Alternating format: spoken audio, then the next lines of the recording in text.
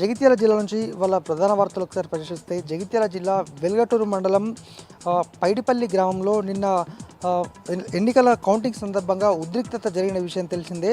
ఇంకా కూడా గ్రామంలో ఉద్రిక్తత కొనసాగుతూనే ఉంది. కారణం రీకౌంటింగ్ నిర్వహించాలని స్థానిక ఎవరైతే ఓడిపోయినటువంటి అభ్యర్థి కోరుతున్నారు.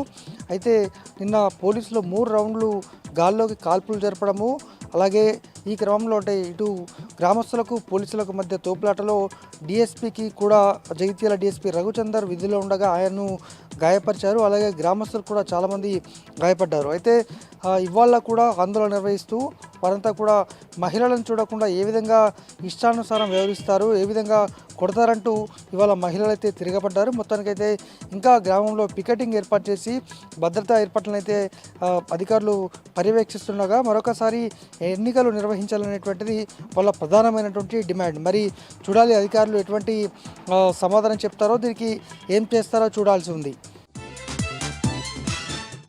జగిత్యాల మండలం మోతే గ్రామంలో ఇటీవల ఒక యువతి మృతి చెందింది. బెంగళూరులో సాఫ్ట్వేర్గా పనిచేస్తుంది ఆమె. అయితే స్వగ్రామం మోతకు తీసుకొచ్చినటువంటి సందర్భంలో అక్కడ ఈ అంత్యక్రియలు నిర్వహించినటువంటి సందర్భంలో ఆమె మృతదేహం సగమే కాలింది. అయితే దీనికి మంత్రాలే కారణమని ఆరోపిస్తూ వాళ్ళంతా కుటుంబ సభ్యులు మరొకసారి కూడా దహన కార్యక్రమాలు నిర్వహించారు. అనంతరము క్షుద్ర పూజలు నిర్వహించారు, మంత్రాలు చేశారు.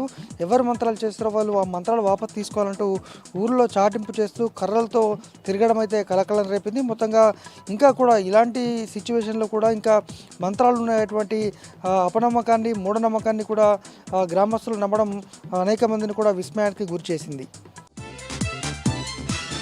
మరొక వార్త, ఇటు ధర్మపురి నియోజకవర్గ వ్యాప్తంగా నిన్న 3వ విడత ఎన్నికలు జగిత్యాల జిల్లాలో కొనసాగిన విషయం మనకు తెలిసిందే. అయితే ఇందులో సర్పంచ్ అభ్యర్థిగా గెలిచినటువంటి బీఆర్ఎస్ మద్దతుదారులంతా కూడా ఇవాళ మాజీ మంత్రి, సంక్షేమ శాఖ మాజీ మంత్రి కొప్పుల ఈశ్వర్ గారిని కలవడం జరిగింది. వారంతా కూడా బీఆర్ఎస్ పార్టీ తరపున మద్దతుగా గెలిచామని, ప్రతిపక్షంలో ఉండి అంటే తాము మొత్తం కూడా ప్రభుత్వం పైన ఎటువంటి సమస్యలున్నా కూడా తామంతా పోట్లాడతామని కూడా ఈ సందర్భంగా చెప్పడం జరిగింది. నూతనంగా గెలిచినటువంటి బీఆర్ఎస్ మద్దతు సర్పంచ్ అందరినీ కూడా అభినందించి వాళ్ళని సాల్వాతో ఇటు మాజీ మంత్రి కొప్పులేశ్వర్ అయితే సత్కరిస్తూనే ఎక్కడికక్కడ ప్రభుత్వ వైఫల్యాలను ఎండగట్టాలని సందర్భంగా సర్పంచ్లకు సూచించారు.